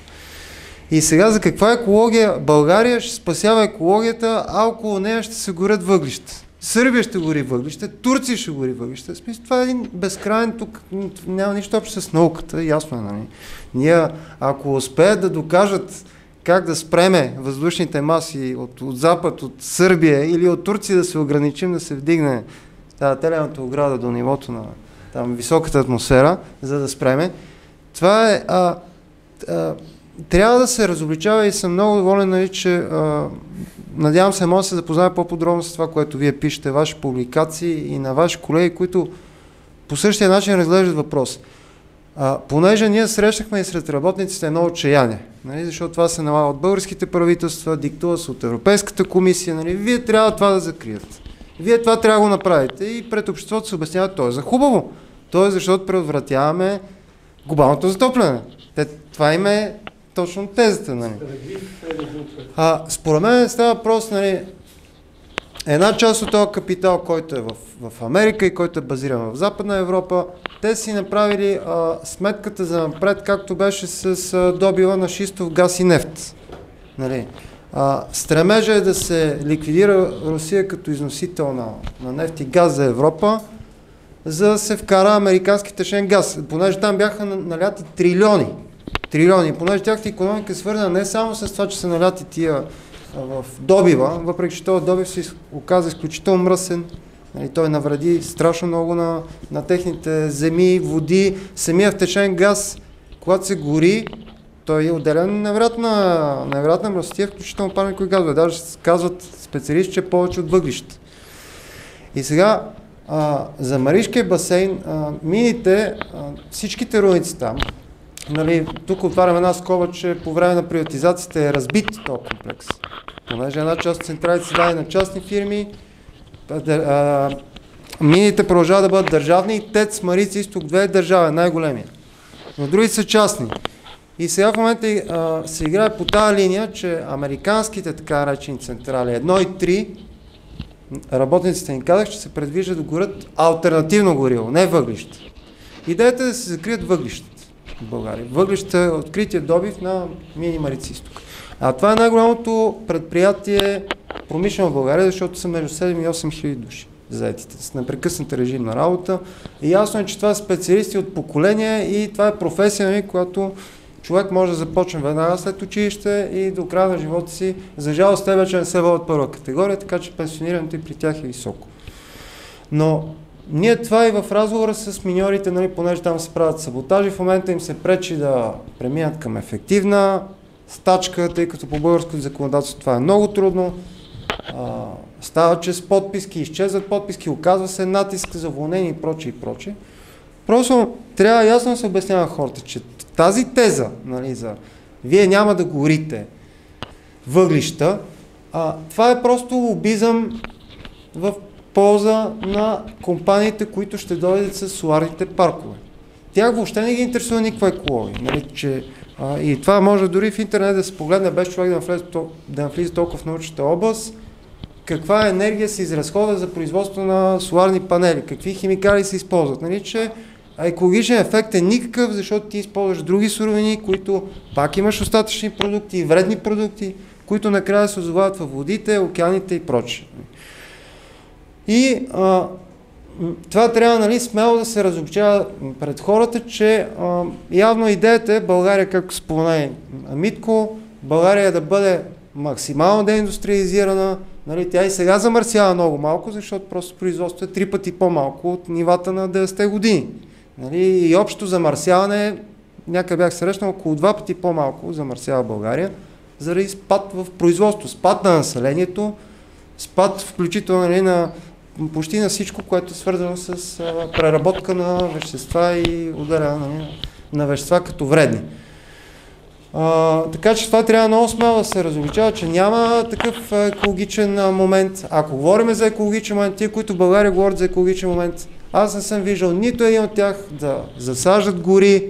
Нали, това, което в областта на екологията, на опазването на природата, на създаването на по-чист въздух, още преди 9 септември се е правило, нали, с засаждането на голяма част в България са залесени по изкуствен път горите. Но последните 10, 15, 20 години няма такива кампании, не се влагат такива пари. Нали.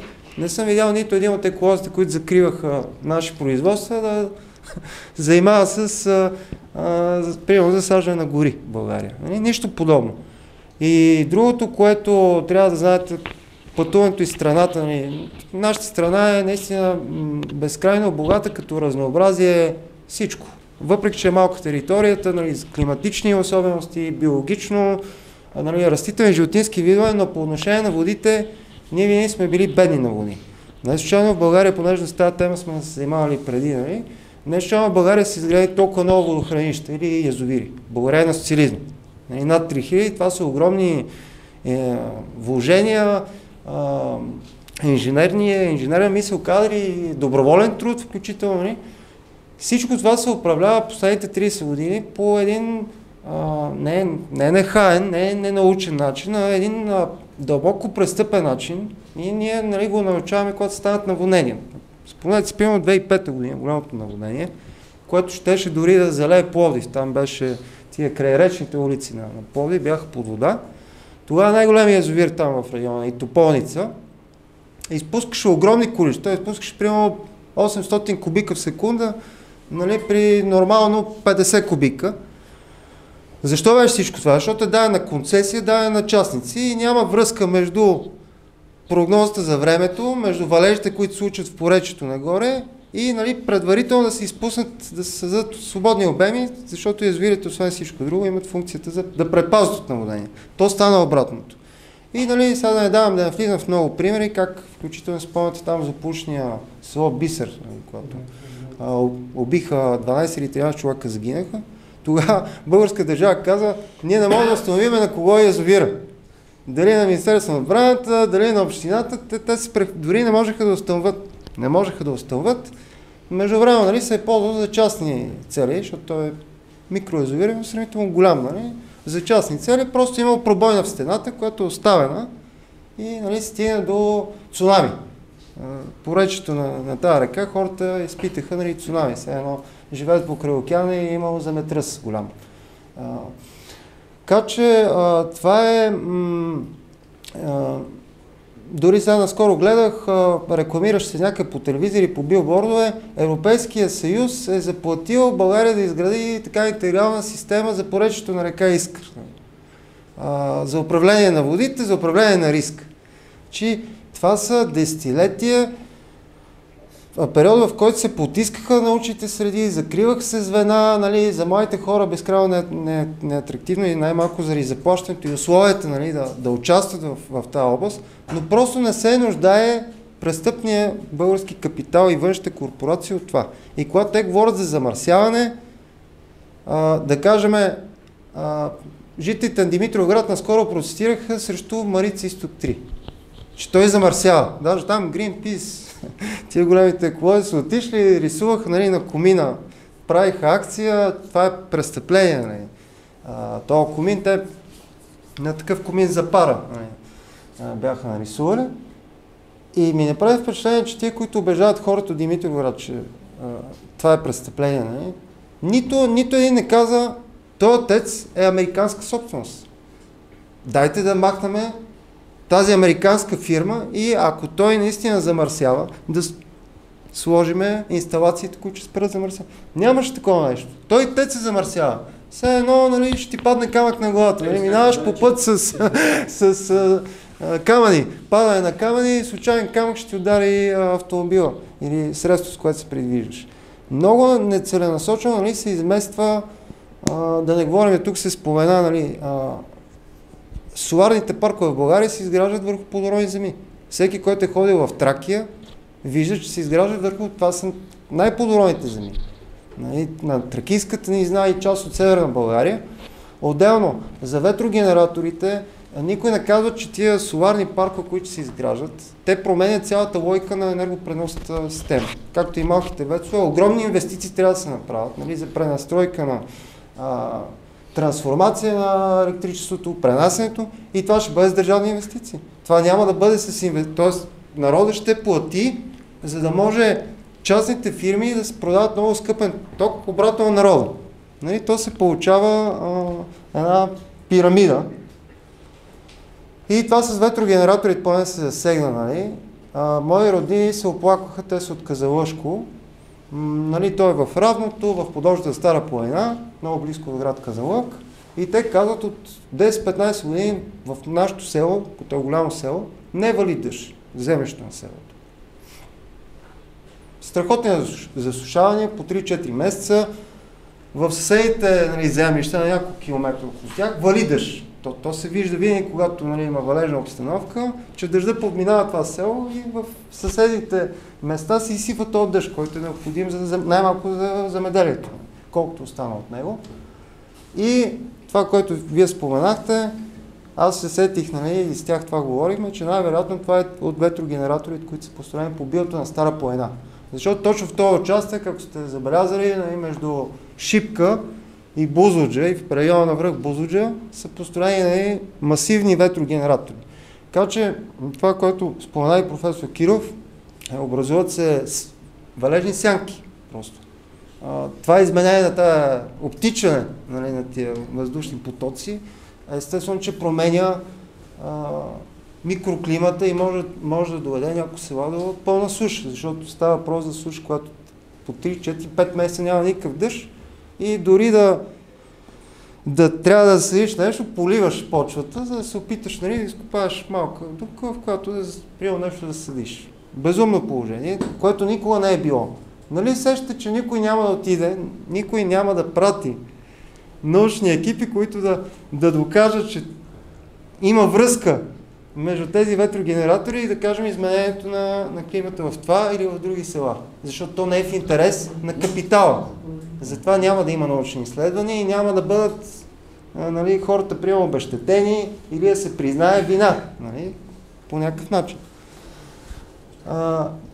Това трябва да се има предвид, че силите, които са срещу българския народ, нали, те го доказаха и това са хора готови да минат през телата, живота, здравето на десетки хиляди хора тук, нашите другари, преди да дойдат за лекцията, са били на митинг в подкрепа на палестинския народ.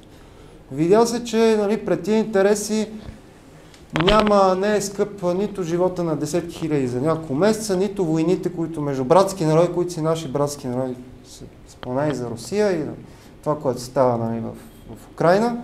И ние трябва да напълно сме наясно, че те могат да се опитат нещо научно да докажат или някакви научни тези, нали, всичко само да оправдаят това ние да нямаме производство. Представете си само 10 000 човека да останат без работа в Тракия, в този богат район. И когато разговаряхме с тях, им казахме, да, ние сме от Западна България. Ние сме видяли тук в София, около София, деиндустриализация. Знаем какво след нея. Там, където няма индустрия и работа, каква е съдбата на работниците. Разпадане на семейства, съсипване на здравето на тия хора, изселването, всичко най-лошо. И това трябва, нали, много е ценно, нали, че има запис от нашата лекция, защото ние говорихме с миньорите и с работници там, че България, ето, има представители на науката, които ни казват да не вярваме, нали, на тази част от науката, която твърди, че човечеството е виновно. Нали? Виновни са тия, които ни потискат и те излизат с лъжите, включително се опитват да ги облекат в научна форма. Благодаря много на Сашо за изказването. За последно, че времето напредва. Пак в контекст. Всъщност, моят въпрос е, може би в контекста с изказването на Сашо за въобще глобалното затопляне и за това, че то е политически въпрос и всъщност цели деиндустриализацията на страните от периферията, запазването на господството на капиталистическия център и запазване на хегемонията на САЩ и страните от Западна Европа и най-вече САЩ. Въпросът ми е свързан с следното. Тук виждаме, че тези мерки, които оказват закриването на централите, остане на 10 000 души без работа, по-скъпо електричество за България, и тия мерки ни се налагат централизирано от Европейския съюз с техните планове. Какви мерки предприемат двете велики сили, доколкото знам Китай и Съединените американски щати, какви мерки предприемат за намаляване на парниковите емисии, за деиндустриализация и така нататък, доколкото знам от телевизия, от масовите медии, средствата за масово осведомяване, Китай от 2050 ще започне да закрива мощности, а в момента дори открива повече въглищни централи и така нататък. В САЩ какво е положението и по-подробно за Китай, ако можете да кажете няколко думи, и да се сравни с политиките на Европейския съюз. Всъщност това не е едно прострелване в кръка в интерес на елитите, които са проамерикански, които управляват Европейския съюз и които действат дори не в интерес на самия Европейски съюз, а в интерес на Америка и запазване на нейното господство. Тоест едни купени елити, които имат за цел да запазят хегемонията на империята.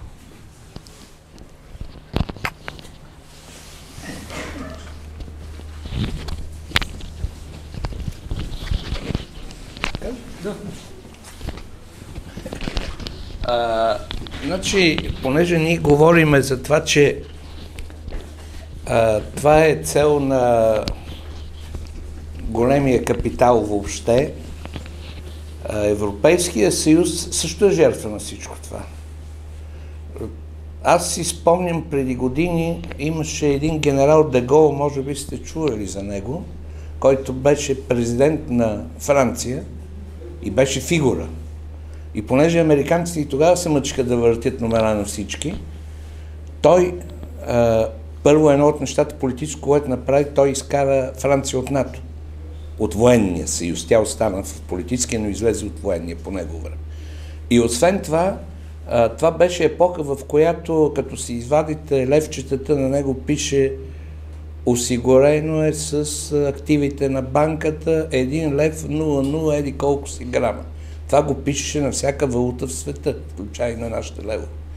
И французите взеха и върнаха всичките долари, които имаха като резерви, и поискаха от американците злато също. Тях и американците им го дадоха. След това се промени, Америка престана да обезпечава валутата си с златни резерви на държавата. Така че, защо разказвам това? Да кажа, че имаше фигури, имаше личност, имаше политици, Европа. В момента няма такива. В момента има ще кажа някаква много лоша дума, да не използвам тук това, което си мисля. Тези хора по същество продават интересите на собствените си народи. Това е безспорно. Защото всичко, което правят с така наречен зелена сделка и с ентусиазма, с който се хвърлят да правят тези промени, убиват Европа. Вижте какво стана във връзка с войната тук между Русия и Украйна. В крайна сметка американците, ако ще чрез поставени лица, но това американците само могат да го направят, заявиха Северен поток, който обслужваше германската икономика. Оттам вървеше газ за Германия. Каква реакция на немското правителство? Никаква, бе, тишина. Ма това е ужас. Това е мотора на европейската икономика. Това показва, че Европа е толкова зависима, или лидерите й, че просто нищо не може да очакват от тях. В този смисъл, и сега ще правим това. Зелени автомобили. Добре бе, всичко е много хубаво, ако този автомобил върви с енергията от слънцето, от покривчето. Ама не е така. Откъде идва тока, бе? Замисли се, като играеш шах, още едно ходче, бе. Ще карам сток. А той откъде е? Той идва от онези централи, дето не стигат. Германия почна да произвежда сега ще забравя кой е града, но всеки случай в един град те възстановиха въглищните централи, защото вечер като се връщат хората с електромобилите, той през деня си кара, ходи на работа напред-назад, не зарежда. Отива и включва. И изведнъж почва да гълта системата и се срива системата, като няма кой да ти подаде. Съответно, възстановиха въглищни централи. Обаче автомобилите са чисти. Само, че произвеждаме ток на въглища. Това е. Тоест, няма мисловен процес, няма желание за мисловен процес. Убиват се сами. Убиват ни и нас, в частност, нали, като тук. Мисля, че значи Америка има, аз понеже как че големи конкурент е Китай, всъщност те имат още един конкурент, това е Европа. Обединена Европа също е сериозен икономически фактор, обединена, като тя е конкурент на Америка, тя е в индустриална битка с Америка. Само, че европейците, поне лидерите, не разбират този дребен факт. Но това е така, че тези желания, които поставят, те са тежки. А какво правят големите? И Америка, и Китай нищо не правят на практика във връзка с този въглероден блок. Продължават да ползват всичките ресурси, които имат, без да се вълнуват изобщо. Официално, ако помните, Тръмп излезе и каза, няма да подпиша. Сега тези мърмял, но нищо не се прави.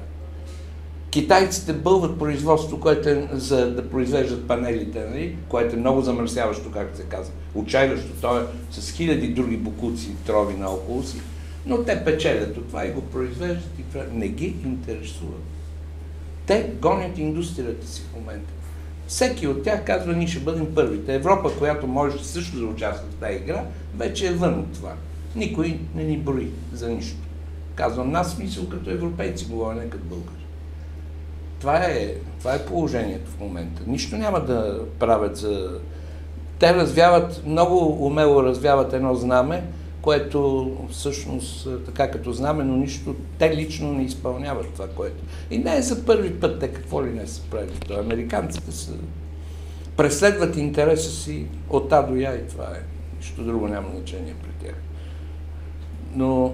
Тоест в Америка и в Китай не се взимат мерки? Не се взимат мерки, не се взимат. А в Европа се взимат мерки, но Европа, доколкото помня, 7% от емисиите на въглероден двуокис са европейски, от цялото.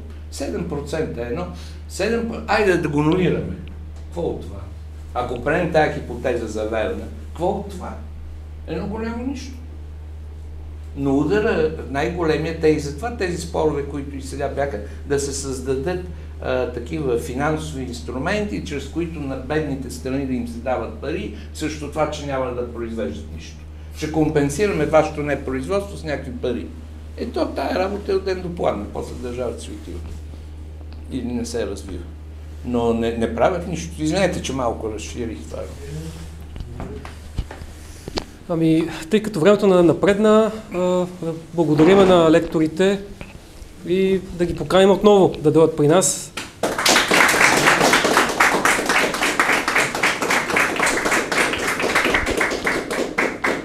Благодарим на всички за присъствието и нека да продължим разговора в неформална обстановка.